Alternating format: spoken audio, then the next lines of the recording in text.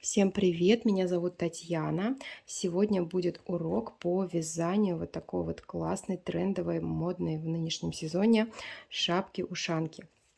Она у меня представлена в двух вариантах. Вот этот вариант классический. Видите, она вот связана практически вся одним и тем же узором. Ну, единственное, что макушечка связана такой более мелкой резинкой. Этот вариант такой с апгрейдом, можно так сказать. Здесь резинка уже не только на макушке, но и на козырьке и на ушках. Вот. Основной урок у меня будет вот по этой модельке, но он будет дополнен всеми необходимыми материалами для того, чтобы связать и вот такой вариант тоже. Итак, мастер-класс состоит из двух этапов. В первом этапе я рассказываю, как определить размер, как рассчитать, сделать все расчеты для вашего размера. То есть расчет петель и расчет вот этих вот зон, да, сколько сантиметров должна быть каждая зона в зависимости от вашего размера. Сначала, естественно, я дам все эти инструкции, а потом уже приступим к самому процессу вязания. Так, в общих чертах сейчас расскажу, как вяжется шапка. Узор этот называется английская резинка крючком. Этот узорчик просто резинка крючком. Шапочка вяжется продольными рядами, то есть вот так. Начало вязания у меня вот здесь, начинается с задней части.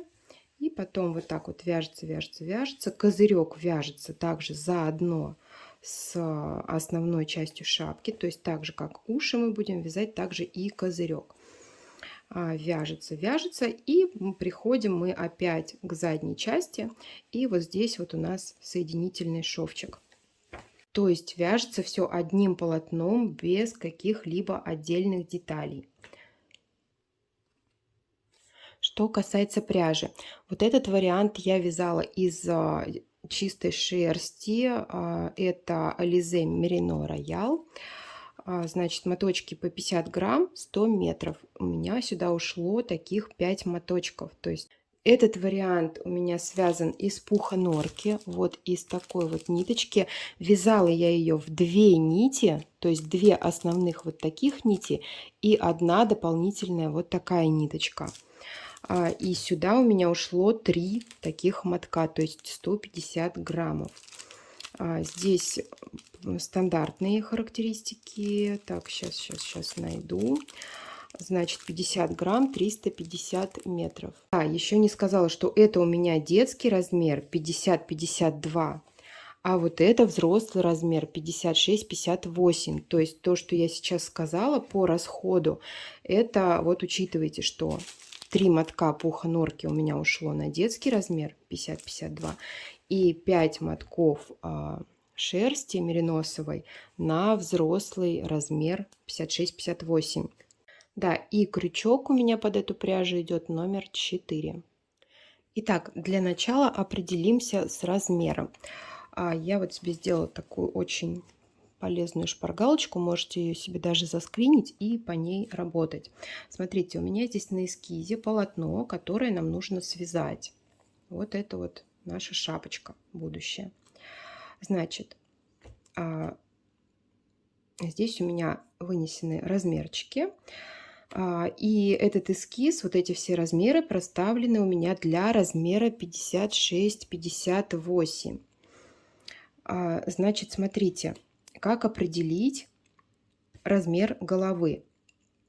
Нам нужно измерить окружность головы и высоту от макушки до мочки уха. Вот эти 2 размера нам понадобятся для определения всего вот этого. Значит, ну давайте расскажу на своем примере. У меня окружность головы 57 сантиметров. Высота от макушки до мочки уха 22 сантиметра. Соответственно, я попадаю вот в этот размер 56-58. Вот на этот размер я и буду вязать шапку. Значит, первая величина, которая нас интересует, это окружность шапки.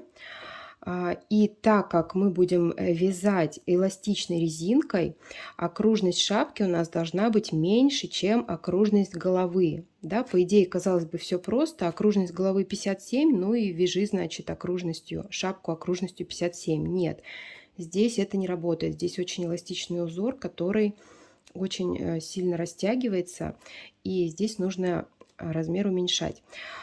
Короче, вот этот размер окружность шапки у нас будет равен окружность головы минус 10%. То есть, если у меня окружность головы 57, минус 10%, получаем примерно 52 сантиметра. Понятно. Далее. Высота шапки по задней части, ну, то есть на затылке, равна, значит, вот этот размер наш, который мы измерили, у меня 22 сантиметра, высота от макушки до уха, мочки уха, плюс 1 сантиметр. Плюс 1 сантиметр беру потому, что у меня макушка будет стянута, и вот эта вот стянутость будет немножко у нас забирать, так сказать, пространство, да, и поэтому я 1 сантиметрик прибавляю. Значит, это у нас высота шапки по задней части. 22 плюс 1, в моем случае 23. Дальше сразу скажу, что по передней части, вот она, здесь у нас зона лица, и здесь у нас также будет высота, и она будет на 1 сантиметрик меньше, чем задняя сторона. Ну, так как это ушанка, я решила, что у нее передняя часть должна быть чуть-чуть повыше, чем задняя. Вот, она будет у меня равна ровно 22 сантиметра. Дальше.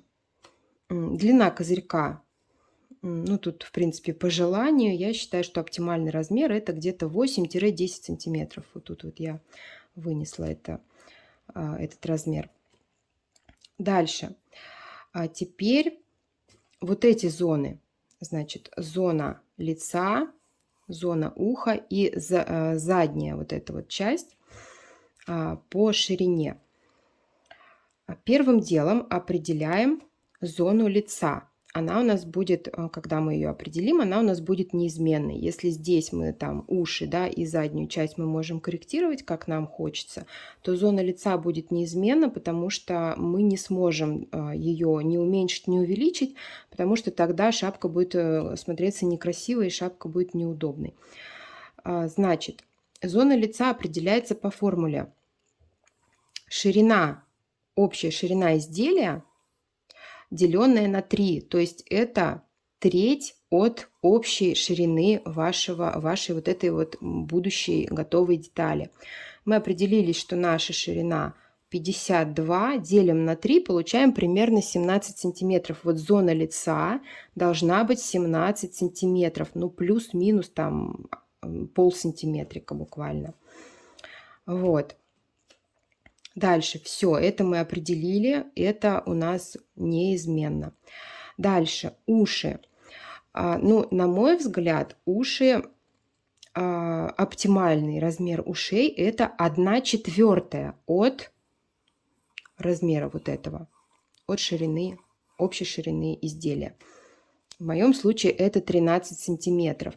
И на заднюю часть мы уже оставляем, ну, то, что осталось, соответственно. То есть из 52 мы вычитаем вот эту зону 17 сантиметров, потом вычитаем 2 уха, и в моем случае это получается 9 сантиметров. То есть на затылочную часть у меня на ширину пойдет 9 сантиметров. Ну, соответственно, я делю этот размер на 2, так как она у меня будет вот тут разделенная на 2 половинки. Так, это, надеюсь, понятно. Вот эти вот формулы, все я здесь записала, что на что делится и откуда что получается. Дальше остается у нас длина уха.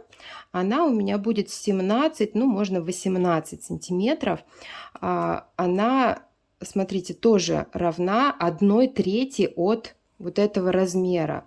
Почему я сделала именно так? Потому что если вы хотите ушанку завязывать сзади, то как раз вам 2 вот этих уха по 17 сантиметров дадут недостающую вот эту вот объем недостающий вашей головы. То есть здесь 17 сантиметров и 2 уха по 17 сантиметров, когда вы их вот так отвернете назад.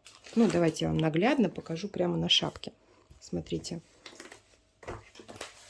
Здесь 17, здесь 17, здесь 17. Вот я отворачиваю уши назад. И вот они у меня как раз сходятся. Здесь я их могу завязать. Таким образом, вот по этим моим формулам вы можете рассчитать, в принципе, сделать все расчеты для любого размера. Теперь, что касается расчета петель. Для того, чтобы понять, сколько же петелек нам набрать, для нашего размера необходимо связать пробник. Это прям обязательно, я настоятельно рекомендую, потому что даже при совпадении всех условий, даже там при совпадении вашего размера с моим, при совпадении пряжи стопроцентном, даже если вы возьмете точно такую же, как я, и точно такой же крючок, все равно плотность вязания у всех разная, поэтому в готовом виде изделие может получиться разного размера. В общем, набираем 10-15 петелек для пробничка и вяжем. Так, я набрала 15 петель, 1 воздушная петля подъема. И сейчас показываю, как вяжется основной узор английская резинка. Так, начинаю со второй петельки от крючка, ввожу крючок вот с изнаночной стороны, зацепляю одну полупетельку и сразу в следующую полупетельку. Из обеих этих петелек вывожу петлю и провязываю. Дальше ввожу крючок опять же с изнанки уже под провязанную полупетлю и в следующую. Так, и провязываю. Дальше снова в провязанную полупетлю и в следующую. Опять в провязанную и опять в следующую. Ну, в общем-то, таким вот образом и вяжем до конца ряда. Я провязала до конца рядочка. Делаю воздушную петлю подъема, разворот. И теперь, захватывая обе полупетли цепочки, точно так же с изнанки ввожу крючок и в следующую петельку.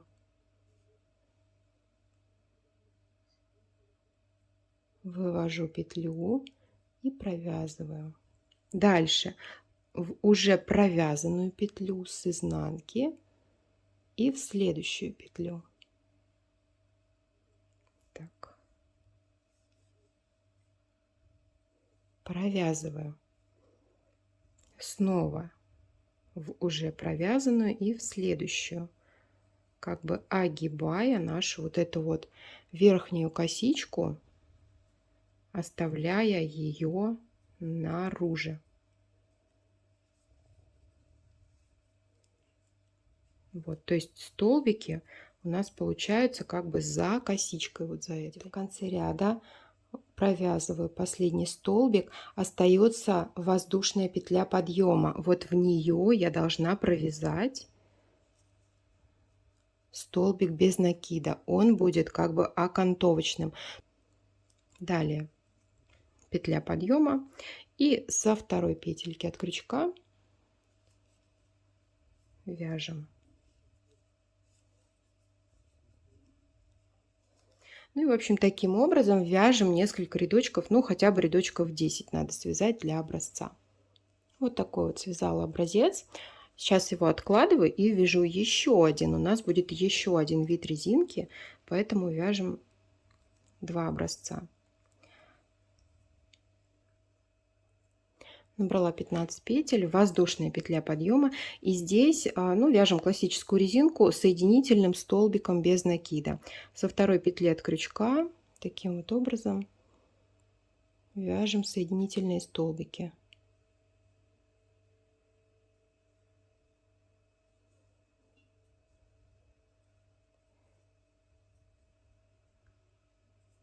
Так, для следующего ряда делаем одну воздушную петлю подъема, разворот и со второй петли от крючка вяжем за заднюю полупетлю соединительный столбик без накида. Дальше снова за заднюю полупетлю соединительный столбик. И так до конца ряда. Ну, в общем-то, в этом и состоит весь узор. Соединительные столбики без накида за заднюю полупетлю.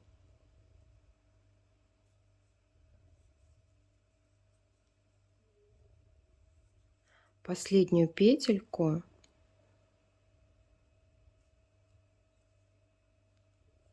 последняя петелька, остается воздушная петля подъема, ее не провязываем. Сразу переходим на следующий ряд. Воздушная петля подъема.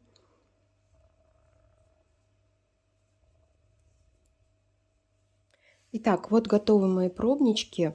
И сейчас я покажу, как их правильно измерить для того, чтобы корректно сделать расчеты. Берем линейку. Измерять я буду не весь пробник, а только 10 петель отсюда. Значит, смотрите, беру петельки прям полноценные, никакие не крайние, которые там, да, непонятно, кромочная эта петля или какая-то еще. Вот, беру прям, отсчитываю полноценные вот эти вот петли косички. 1, 2, 3, 4, 5, 6, 7, 8, 9, 10. Вот 10-я петля. И измеряю эти 10 петель вот таким образом. Так. Вот она, 10-я моя петелька. И вижу, что 10 петель на основном узоре у меня составляют 4,5 сантиметра. То же самое делаю здесь. Отсчитываю 10 петелек. 1, 2, 3, 4, 5, 6, 7, 8, 9, 10. Так, вот они.